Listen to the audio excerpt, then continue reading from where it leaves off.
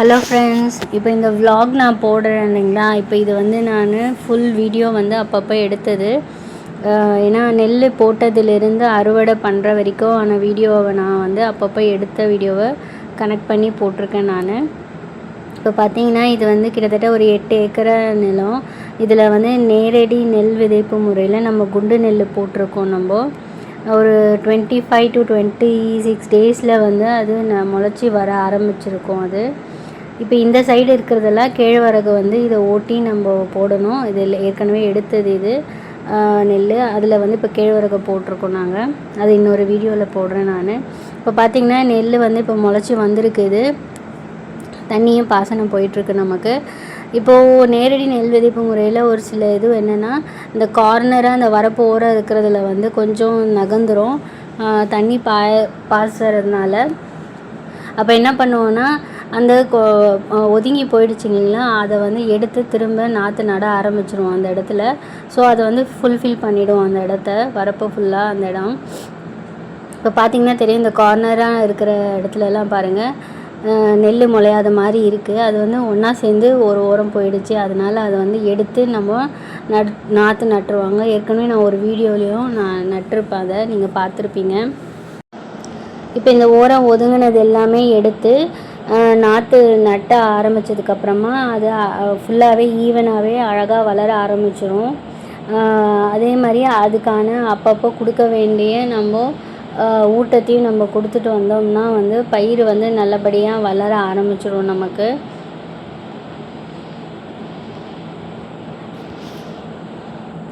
இப்போ பார்த்தீங்கன்னா தெரியும் இந்த வீடியோ கிளிப்ஸில், இதில் வந்து நல்லா ஒரு 60 to 70 டேஸில் வந்து நெல்மணி கதிர்லாம் வளர ஆரம்பிச்சிருச்சு பாருங்கள். எவ்வளோ அழகாக இருக்குது பாருங்கள். இது பார்க்கும் போதே நமக்கு அவ்வளோ சந்தோஷமாக இருக்குது. அதே மாதிரி பச்சை பசேல்னு இருக்கும் போது அது காற்றுக்கு அசையும் போதும் நமக்கு ஏதோ அது நம்ம கூட பேசி சிரிக்கிற மாதிரி ஒரு ஃபீல் இது. இந்த மாதிரி பார்த்து பார்த்து விளைவிக்கிற விவசாயி வந்து அவங்களுக்கு வந்து அதுக்கான ஈல்டு கொடுக்காதப்போ, அதாவது பூமி வந்து அதுக்கான ஈல்டு கொடுத்தா கூட நம்ம அதை எடுத்துகிட்டு போய் விற்கும் போது அந்த அளவுக்கு வருமானம் வரல அப்படின்னும் போது அந்த விவசாயி எவ்வளோ கஷ்டப்படுவான்றது நாங்கள் இந்த டைம் நாங்கள் ரொம்பவே புரிஞ்சுக்கிட்டோம். ஏன்னா நாங்கள் அறுவடை பண்ணும்போது கிட்டத்தட்ட 120 டேஸ்க்கு மேலே ஆயிடுச்சு. ஏன்னா நாங்கள் ஏன் வெயிட் பண்ணணுன்னா, வியாபாரிங்கிட்ட கேட்கும்போது அது கரெக்டாக எலெக்ஷன் டேட் கிட்ட வந்துருச்சு. அப்போ அவங்க என்ன சொன்னாங்கன்னா, இப்போ நாங்கள் எடுத்தோம்னா விலை ரேட் கம்மியாக தான் எடுப்போம் ஒரு மூட்டைக்கு அப்படின்னு சொல்ல ஆரம்பிச்சிட்டாங்க. எப்போ ரேட் அதிகமாகும்னு கேட்கும்போது ரிசல்ட் வந்ததுக்கப்புறம் தான், எலெக்ஷன் ரிசல்ட் வந்ததுக்கப்புறம் தான் சொல்ல முடியும் அப்படின்னு சொல்லிட்டாங்க. ஸோ அதனால் நம்ம என்ன பண்ணோன்னா, கவர்மெண்ட்டோட நேரடி நெல் கொள்முதல் நிலையம் இருக்குது இல்லைங்களா, அதில் போய் பதிவு பண்ணியிருக்கோம். ஸோ அவங்க வந்து எந்த டேட்டில் சொல்கிறாங்களோ அப்போ தான் நம்ம ஏற்றிட்டு கொண்டு போகணும். இப்போ பார்த்திங்கன்னா தெரியும், நெல் ஃபுல்லாகவே சாஞ்சிருச்சு பாருங்கள், பயிர் ஃபுல்லாகவே சாஞ்சிருச்சு. ஏன்னா 120 டேஸ் ஆகிடுச்சு. ஸோ அதுக்கான டைமே முடிஞ்சிருச்சு. அறுவடை காலம் முடிஞ்சு அது மேலே இருக்கும்போது நெல் வெயிட்டு தாங்காமல் அது அப்படியே சாய ஆரம்பிச்சிருச்சு. ஸோ இப்படி தான் இருந்தது. முக்கால்வாசி எல்லா நிலமுமே இப்படி தான் இருந்தது நாங்கள் அறுவடை பண்ணும்போது எங்களோடது. ஸோ அதிலே நாங்கள் அறுவடை பண்ணிவிட்டு நாங்கள் என்ன பண்ணியிருக்கோன்னா, இப்போது நம்மளோட இடத்துல வந்து அதை கொட்டி காய வச்சுருக்கோம். ஏன்னா எப்போ அந்த டேட் வருதோ, அந்த மார்க்கெட் கமிட்டியிலேருந்து அந்த டேட் எப்போ சொல்கிறாங்களோ அப்போ தான் நம்ம எடுத்துகிட்டு போக முடியும். அதனால் நம்ம வந்து நம்ம நிலத்துலே நம்ம கொட்டி காய வச்சுருக்கோம். இப்போது பார்த்திங்கன்னா தெரியும் எவ்வளோ சாஞ்சிருக்கு பாருங்கள்.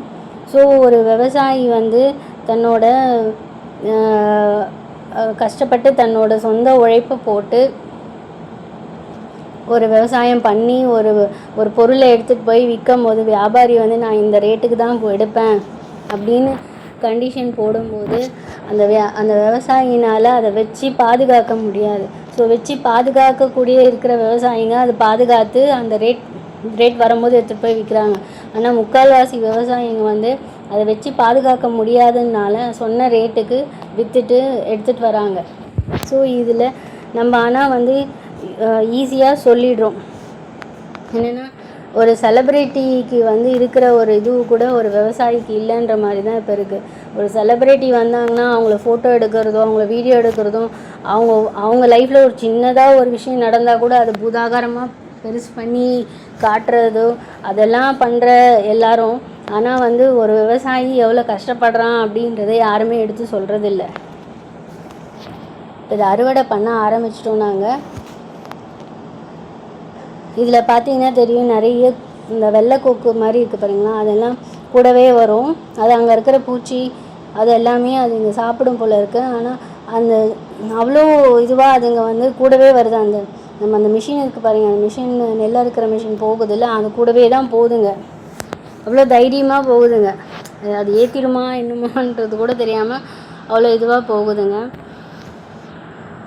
இயற்கை வந்து எல்லா ஜீவராசியுமே இயற்கையோடு ஒன்றி வாழுது. ஆனால் அதில் மனுஷன் மட்டும்தான் விதிவிலக்காக இருக்கிறோம். நம்ம எப்பயுமே நம்ம இயற்கையோடு ஒத்து போகிறதே கிடையாது.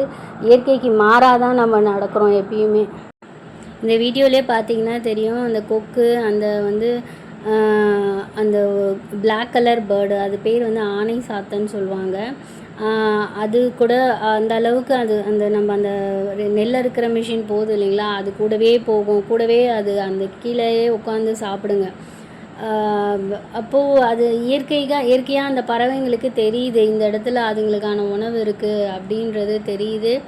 ஆனால் அதை எதையுமே அதுங்க பாதிப்பு இல்லாமல் தான் அதுங்களோட உணவை சாப்பிடுதுங்க. ஆனால் நம்ம மனுஷன் மட்டும்தான், நமக்கு உணவு வேணும்னா நம்ம எந்த விதமான பாதிப்பையும் எல்லாருக்குமே பண்ணுவோம்.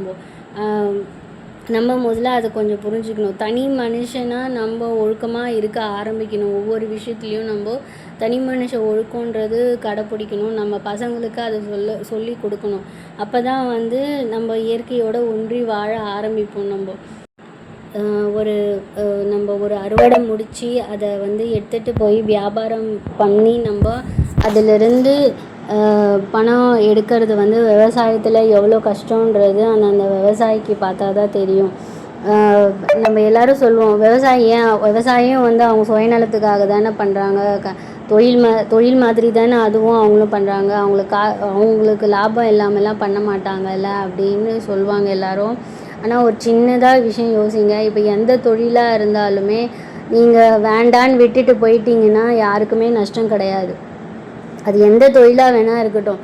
நீங்கள் என்னால் செய்ய முடியாது, நான் இனிமேல் இந்த தொழிலை பார்க்க மாட்டேன் அப்படின்னு சொல்லிட்டு போனீங்கன்னா யாருக்குமே எந்த நஷ்டமும் வரப்போகிறதில்ல.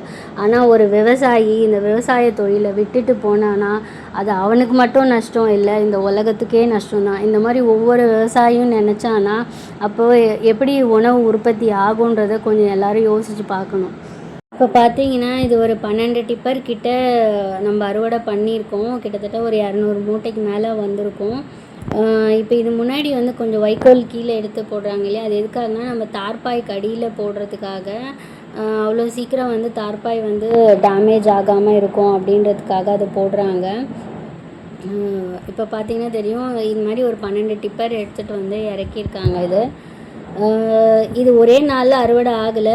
ஏன்னா முதல் நாள் வந்து வண்டி வந்ததே மதியானம் 1 மணிக்கு தான் வந்தது. ஸோ அன்றைக்கி நைட்டு 10 மணி வரைக்கும் ரன் ஆகிட்டு இருந்தது. ஸோ அதுக்கு மேலேயும் பண்ண முடியாது அப்படின்றதுனால, ஏன்னா அவங்களும் டயர்ட் ஆகிடுவாங்க இல்லைங்களா, அதனால் அடுத்த நாள் திரும்ப காலையில் 9 மணிக்கு திரும்ப வந்தாங்க. 9 மணிக்கு வந்து மதியானம் ஒரு 2 மணி 3 மணி வரைக்கும் நடந்தது. இது அறுவடை ஃபுல்லாக அறுவடை முடிச்சாச்சு. இப்போ இது போட்டு இப்போ இதை வந்து களைச்சி விட்ருக்கோம். இப்போது ஏன்னா 2 நாள் 3 நாள் நல்லா காஞ்சிச்சின்னா நம்ம மூட்டை பிடிச்சிடலாம். எலெக்ஷன் ரிசல்ட் வந்ததுக்கப்புறம் பார்க்கலாம் ரேட் எப்படி சொல்கிறாங்க அப்படின்னு சொல்லிட்டு. இது என்னென்னா ஒரு வேடிக்கை, ஒரு பொருளை தயாரிக்கிறவன் விலையை நிர்ணயிக்கணும். ஆனால் இங்கே வந்து விவசாயிக்கு பொறுத்த வரைக்கும் அவனோட தயாரிப்புக்கு விலையை வந்து வேறு யாரோ தான் நிர்ணயிக்கிறாங்க. ஆனால் விவசாயி தான் அதை கஷ்டப்பட்டு தயாரிக்கிறான். ஆனால் அந்த பொருளுக்கு வந்து விலையை வந்து விவசாயி நிர்ணயிக்கிறது இல்லை, யாரோ ஒரு 3ஆவது நபர் வந்து அந்த விலையை நிர்ணயிக்கிறாங்க. ஸோ இதெல்லாம் வந்து சிந்திக்கப்பட வேண்டிய விஷயம் இது. பாய் ஃப்ரெண்ட்ஸ், அடுத்த வீடியோவில் பார்க்கலாம். பாய்.